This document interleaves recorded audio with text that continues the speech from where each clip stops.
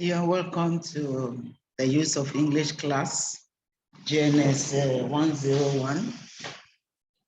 Last week, we considered the nouns, the pronouns, and the adjective. We are still continuing with the grammatical structures, but today we will be discussing verbs in English language. And we're actually on module 5. Verbs is one of the 3 grammatical structures that we will be discussing this week. Others are adverbs and prepositions. What are verbs? Verbs are words used to indicate action. They also refer to as words that express being and existence, that is physical or mental. They give meaning and completeness to sentences or thoughts. Let's look at these examples based on the 3 points that I made earlier on verbs as an action or used to express being and existence and give meaning and completeness to sentences. We have 4 excerpts here. The first one, I sit confidently. Second, I thought it would be present. The third, she provided the required accommodation for the new students. And the last one, the attractive, brilliant young lady from the thick forest of Land. The first one of these 4 excerpts, I sit confidently. It's a complete sentence, even though it's of just 3 words. It expresses an action, and the action is that of sitting. I felt it would be present. That's also a complete sentence. It indicates mental action. Felt, that's the mental action. And why the third, she provided the required accommodation for the new students, shows a physical action. And show, all of them show, 1 to 3, show completeness in the action. The 4th one, the attractive, brilliant young lady from the thick forest of Land. It's just a stream of words without a verb, and so cannot be described as a sentence, but a phrase, because it lacks completeness, and thus becomes meaningless. The attractive, brilliant young lady from the thick forest of Land. Yes, what happens? It does not express any completeness because verb is lacking in the sentence.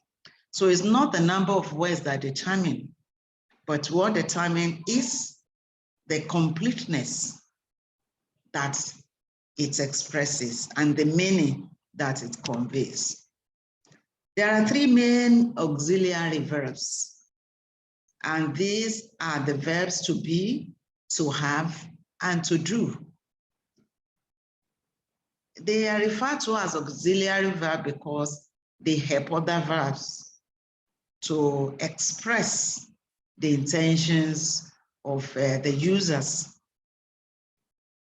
The verb to be, as a matter of fact, is the root of all verbs, as it expresses being or existence.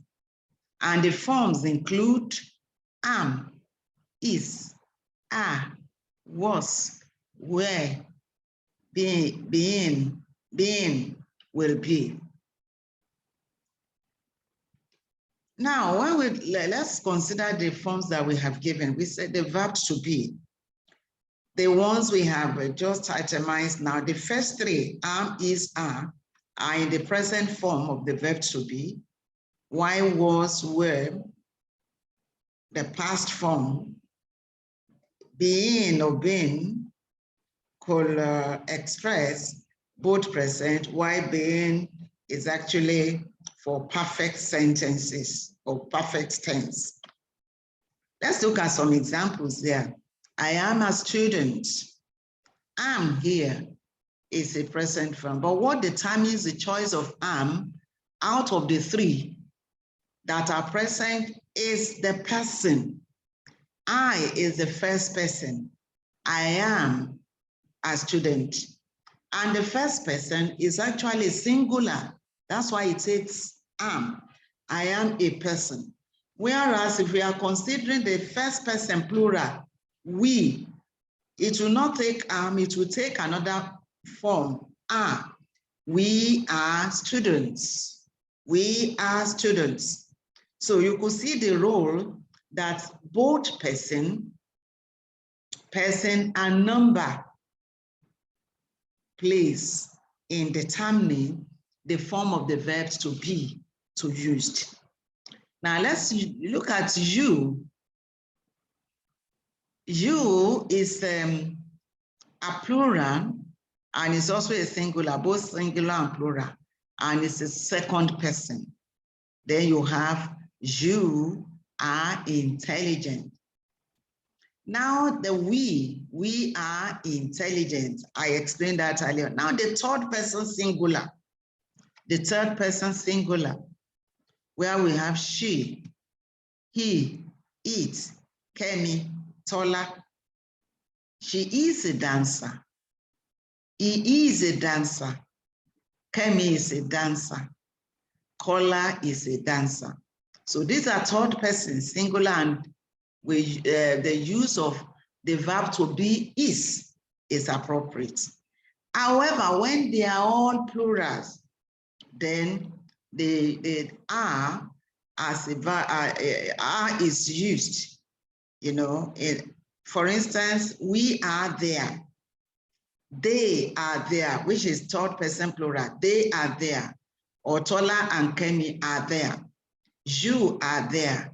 We are there. Now let's look at the past form. He was a tough man. He. Then we have was. Third person, first person singular will take I was. I was there. We, you, they are the past form will take were. We were there. You were there. They were there. The principal. Now, if you now want to use this as a verb, a helping verb, with another verb to bring completeness, the principal is calling the core member posted to her school. The use of the verb to be is with the first person singular to make that sentence continuous is calling. Is assists the verb call, is calling. If it is first person singular, I am calling, so that's another form. It won't be is, even as an auxiliary verb now. Or you say they are calling, are is used.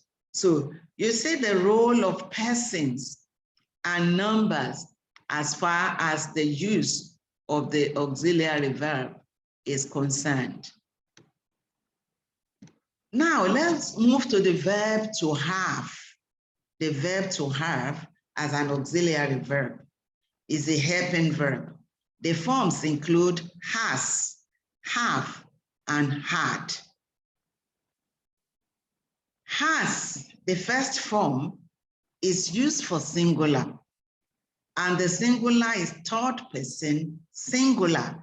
It could only be used for third person singular and in the present form. She has found the book. Kemi has found the book. Temiloluwa has found the book. Onopemipo has found the book. Tomi has found the book. Third person singular. If we are looking at third person now plural, then it takes us to the second form, which is have. They have gone home. They have gone home. The Lijadu sisters had sung the lyrics before the new entrants came into the music scene.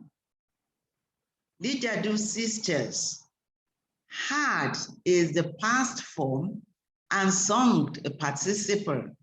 So we have past participle here, then the use of the third form as an auxiliary, a helping verb. The Lijadu sister had sung the lyrics before the new entrants came into the music scene. Singular, she has been working in the institute. They had been staying in the house before now. Can and may have been relating with each other. The verb to be is a helping verb. Its forms include do, does, did, will do. Its use is persons determined. Person determines that, just like the explanation I gave in the first two.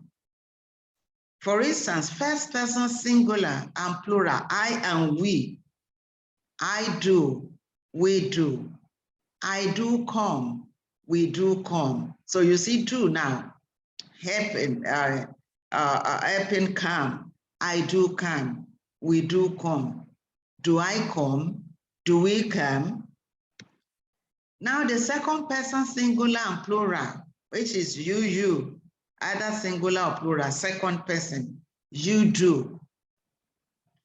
Do you sweep? I do sweep, or you do sweep. The third person singular or plural, singular is he, she, it, while the plural is they. Then we have the third form, thus. He does come, he does visit. They do come, they do visit. Does he or she attend lectures regularly? Do they attend lectures often? Now you see that when we say, does he attend lectures regularly, you discover that we don't have S after attend. The does there as taking care of the third person singular form of the verb. Does he attend? You cannot say, does he attends? No. Does he attend the lectures regularly? Does she attend the lectures regularly? Do they attend lectures often? Other examples. I do go to see him regularly. The lecturer does visit the seminar regularly. They did make the meeting last week. Take note. Did make. You cannot say did made. No. Just like you cannot say does visits. The third person that is supposed to be used, you have seen it in the verb to do, does visit, did make. So we need to take note of this when we use any of these auxiliary verbs.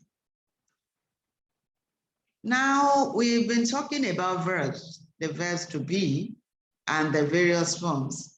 I say identify the verbs in the following sentences. He scolded his daughter.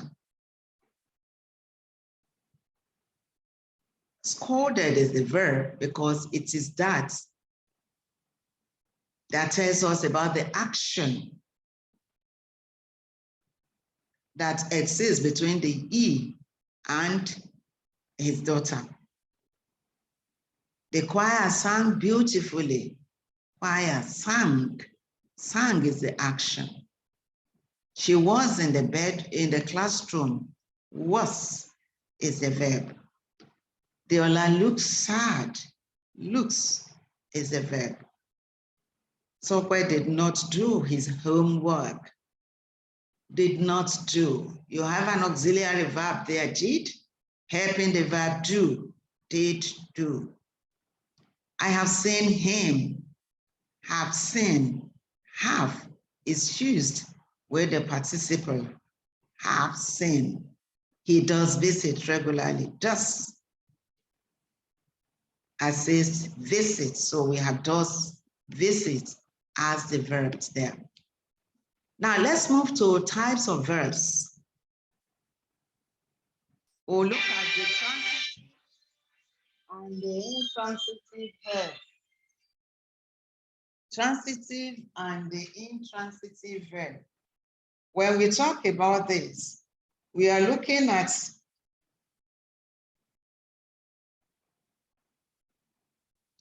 we talk of the intransitive verb.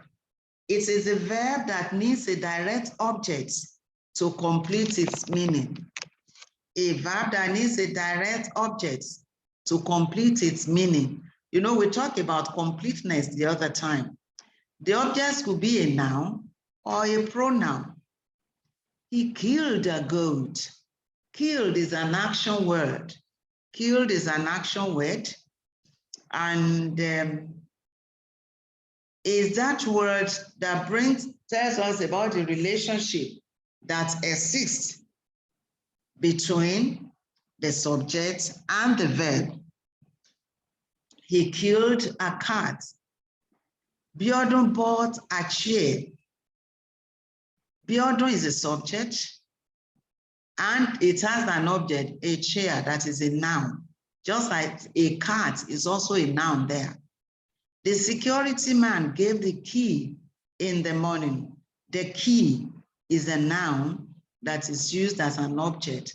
So when we talk about when we talk about transitive verb, the transitive verb takes an object.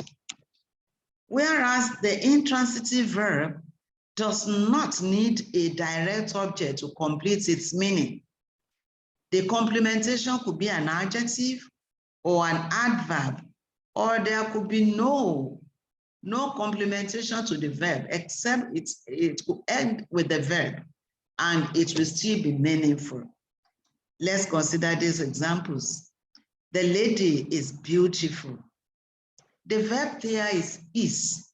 Beautiful is an adjective and it complements that. The principal will come shortly. The verb there is will come, and shortly is an adverb. Being paid wet. Being paid wet. If you consider this sentence, you will know that we only have the verb wept there. Wept. And so the completeness is actually being paid wept. So it's a complete statement, a complete sentence. Tense could also be looked at in terms of copulation. What do we mean by this? A copulation verb expresses the relationship between subject and complement. Remember, we said that the complement usually is an adjective. The complement usually is an adjective. And now, a copulation verb expresses the relationship between the subject and the complement. For instance, Taufik feels happy.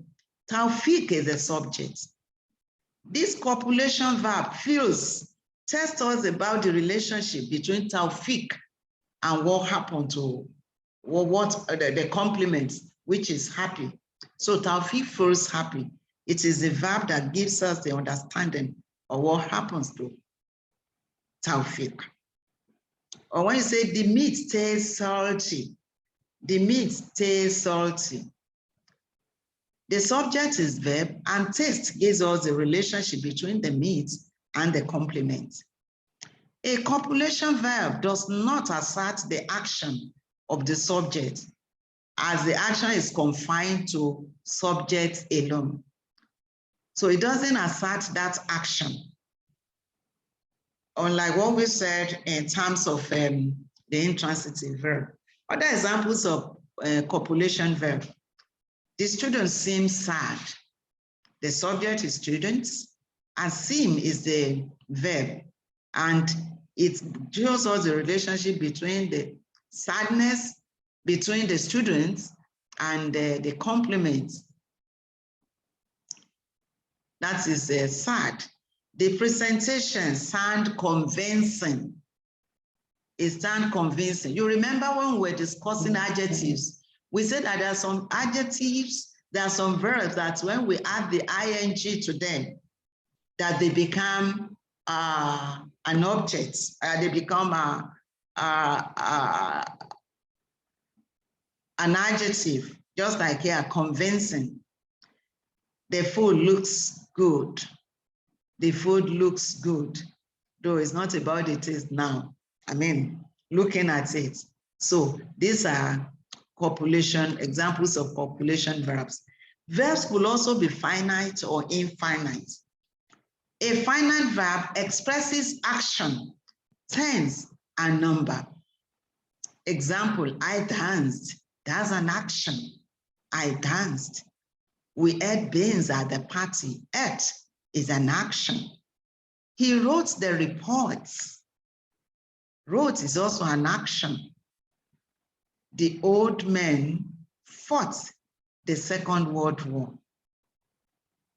Usually a finite verb, it is the main verb in the main clause or sentence.